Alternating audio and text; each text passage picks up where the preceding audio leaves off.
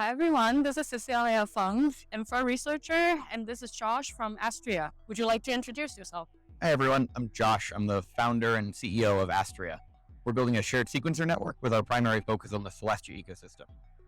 That's amazing. Could you tell us a little bit about sort of the problem space and centralized sequencing that you have seen and sort of how Astria's shared sequencer architecture is going to solve that?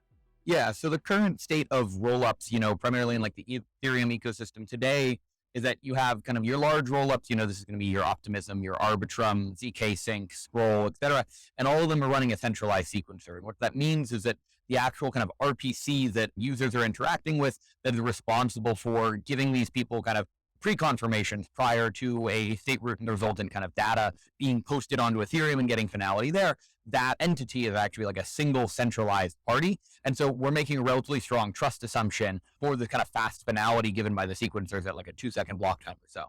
For like Astria, what we want to do is run a decentralized sequencer. And the kind of joke, and we think it's kind of true, is fundamentally making a decentralized sequencer requires you to make another blockchain. So we actually have a Comet BFT blockchain that's responsible purely for doing the actual ordering of these transactions, but at like a faster block time. We're currently running on a 2-second block time, but this is actually a multiple entities that are responsible for coming to consensus over this block ordering. So you don't have this single point of kind of centralization in your supply chain.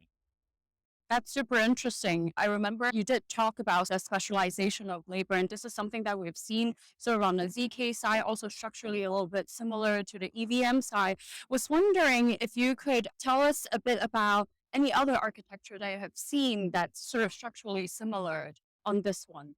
Yeah, so we spent a lot of time looking in the kind of NEV research space, especially kind of the PBS landscape. And what we see happening on, Ethereum L1 is that we actually have this kind of NEV supply chain being something that's made up of multiple distinct actors. So, naively, you would assume that like a user is just responsible for submitting a transaction to some full node, where that full node could be a validator of like the Ethereum L1 blockchain. And that, entity just produces a block and propagates that network. But in practice, what we actually see is a user is going to submit their transaction to some front end RPC.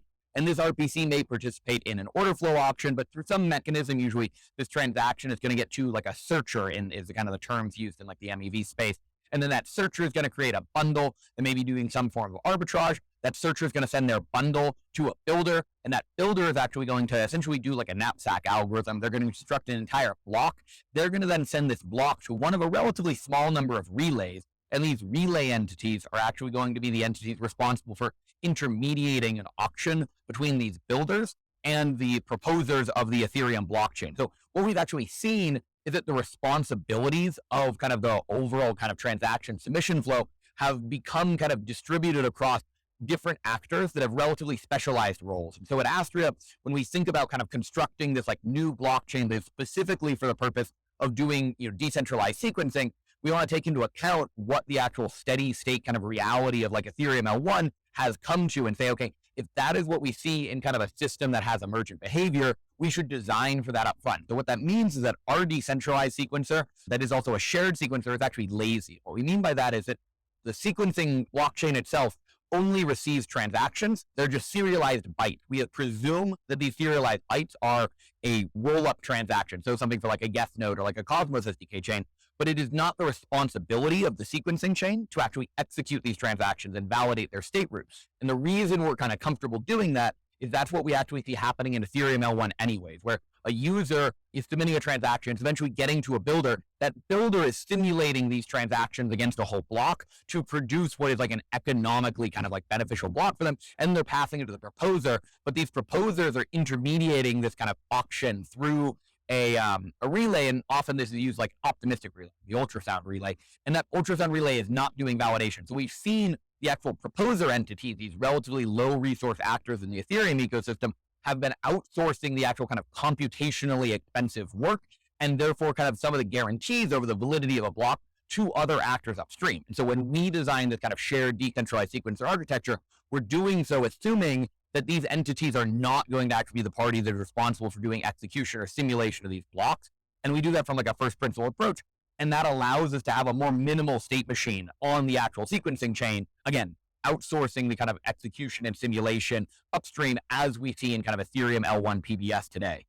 That's super interesting. It kind of reminds me a bit of like in these lifetime bridges, you just have the relayers in between, and the validations happen on the source chain, and then on the destination chain is just checking with the, I think it's a state proof and the state root whether it matches. So Mhm. it's also kind of similar. Reminds me of that. Yeah, if we actually look at like a bridge architecture, right, there's usually like two fundamental kind of entities in it. There's like an oracle and a relayer, right? And that relayer could be the same entity as the oracle, but the oracle is essentially this party that is going to read data from a source chain and make some kind of commitment to it. And the receiving chain is going to, be sent this commitment by the relayer. But the relayer is usually not the party that actually saying, I'm actually giving my kind of like economic guarantee or trust guarantee to the receiving chain. They're just going to go pick up the packet and send it. So that's somewhat what we see on like a lot of these relays now. All their job is to be a relatively high bandwidth entity that is receiving some already validated packet from someone else and passing it to the network. And again, this is how we see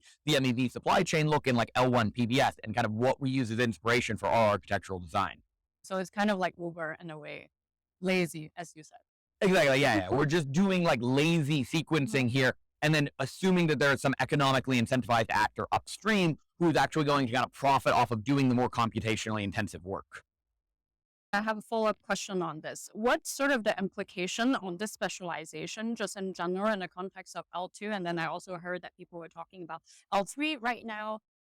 Just curious your thoughts on this. Yeah, so my view would be that like an L2 versus an L3 is not so much going to necessarily have like an architectural difference. You could see this as yet another kind of specialized thing where maybe an L2 is the entity that's actually responsible for submitting whether it's state roots or data to some actual like base chain that is used for like finality, right? Like we overuse this word maybe a little bit, whereas the L3 is yet another kind of proxy layer that like a user might be interacting with.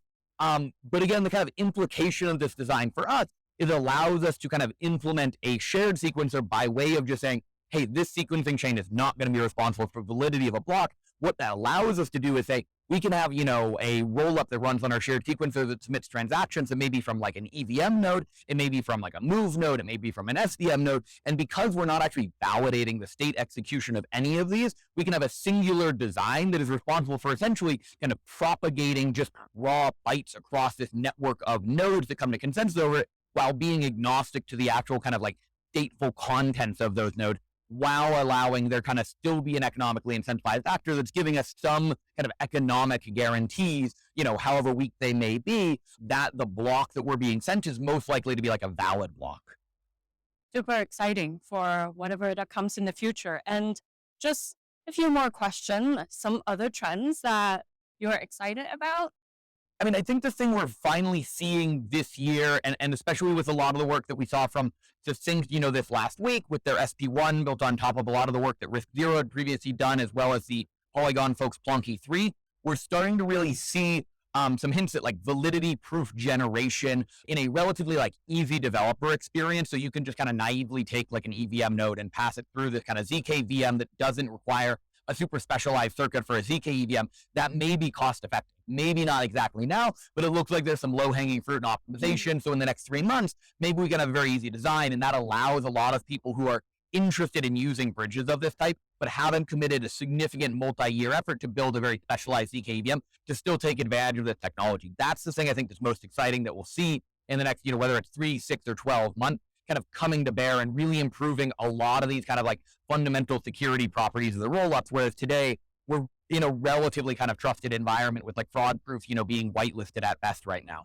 And any final words for the roll-up community? I gave a talk at the Beyond the Block conference yesterday. I think that was a great conference. Shout out to the Electric Capital guys, the Espresso team for inviting me.